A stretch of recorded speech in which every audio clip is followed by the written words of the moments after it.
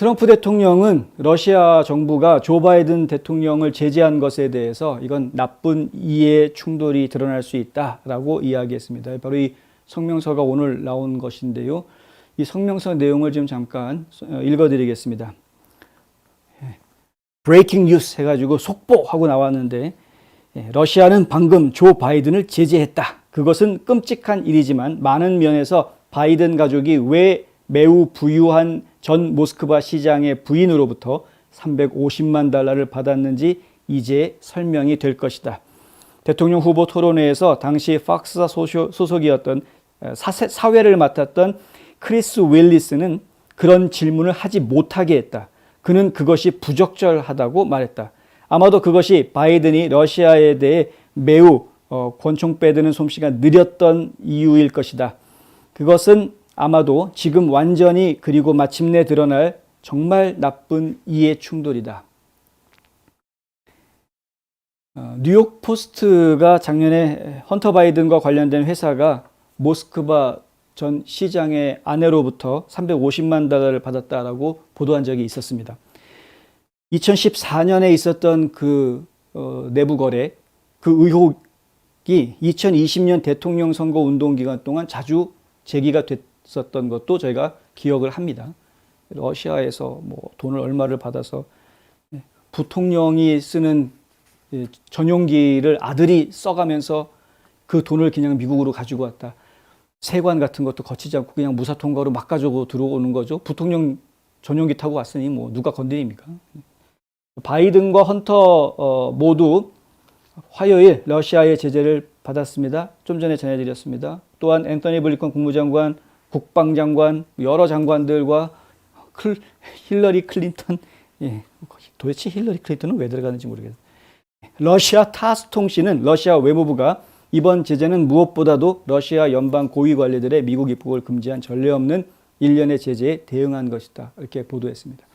근데 저희가 지금 한 가지 생각을 해봐야 되는데, 제재라는 것은 제재를 했을 때 당장 그 제재로 인해서 뭔가 불편해지고 손해를 보는 사람들한테 제재를 해야지 의미가 있는 것이죠. 아무 이해관계가 없는 사람들한테 제재한다라고 무슨 일이 벌어지겠습니까?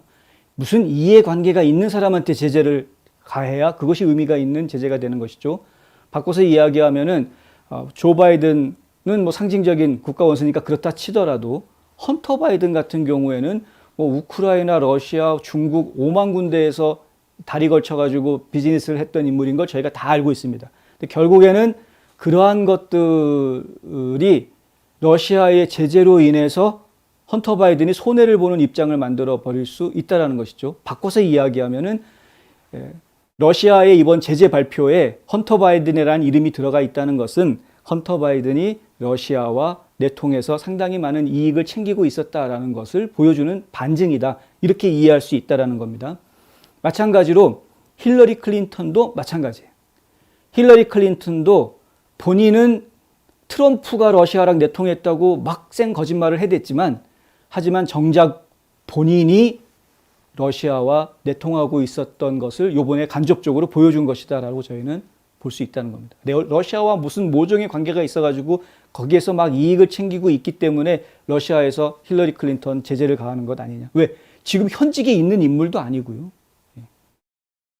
아무것도 아닌데 따지고 보면, 물론 이제 뭐 아무것도 아닌 인물은 아니지만 어쨌든 뭐 현직에서 뭘 하고 있는, 역할을 하고 있는 것이 아닌데도 불구하고 다른 대통령과 장관들 명단이 나오는 중에 지금 힐러리 클린턴 이름이 들어가 있다는 것이 매우 묘하다는 거죠. 그러니까 트럼프 대통령이 클린턴 얘기는 안 했습니다만, 헌터 얘기만 했습니다만은 하여간 똑같은 입장으로 저희는 볼 수 있는 겁니다. 뭔가 이해 충돌이 벌어지는 것이다 이런 거예요. 결국에는 그들이 러시아를 통해서 뭔가 부당한 이익들을 챙기고 있었던 것을 이번에 드러내는 것이다. 러시아에서 야, 니들 이제 우리랑 거래 끝 해버려서 이 사람들이 이러면 나 손해보는데 해가지고 바이든은 졸라가지고 다시 러시아랑 어떻게 친해질 수 있는 방법 없을까라고 말이 나오게끔 만들기 위한 제재를 할 이유가 바로 그런 것 때문이니까. 지금 그런 상황이 아니겠느냐 이렇게 의심을 해보는 겁니다. 많은 분들이 이제 이런 이야기를 하시는데요. 중국과 러시아가 한 팀이 돼서 미국을 상대하면 미국은 굉장히 힘들어지기 때문에 어떻게 해서든 중국하고는 미국하고 중국하고 친한 척, 러시아하고는 러시아하고 미국하고 친한 척, 이거를 해두어서 러시아와 중국이 서로 간에 약간 그 거리를 좀 두게끔 만들어주는 정책을 계속 펼쳐주어야 그래야 미국에 유리하다. 이제 이렇게 이야기하시는 분들도 계십니다. 틀린 얘기는 아닌 것 같고요. 그런데 지금 바이든 정부가 들어오고 난 이후에 그게 잘 안 되고 있었죠. 바이든은 처음부터 러시아랑 으르렁 됐고, 근데 으르렁 될 땐 되더라도 지금 푸틴하고 무슨 관계를 가져가면서 으르렁 됐으면 모르겠는데 푸틴을 막 욕했으니까 그러니까 지금 이 대화가 안 되는 겁니다. 그 뒤로는. 북한도 마찬가지죠. 김정은한테 막 욕했던 게 있기 때문에 지금 대화가 안 되는 거죠. 미국하고 북한하고 지금 제대로. 중국도 좀 비슷합니다. 뭐 시진핑을 욕한 것까지는 아니지만은 지금 어쨌든 중국하고의 관계도 지금 상당히 좀 애매한 상황에 와 있는 거죠. 중국이 트럼프랑 한 약속 안 지키고 있는데 그거에 대해서 뭐라고 말도 못 하고 있습니다. 분명히 트럼프랑 한 약속을 지켰다면 몇 천억 달러어치 더 사갔어야 되는데 미국에서. 그런데 안 사가죠.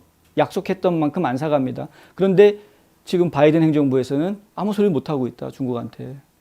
참 바보 같죠 지금.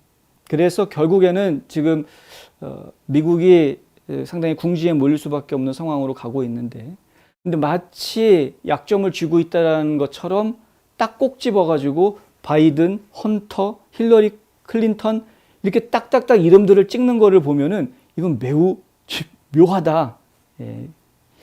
이런 이야기를 좀 드릴 수밖에 없겠다.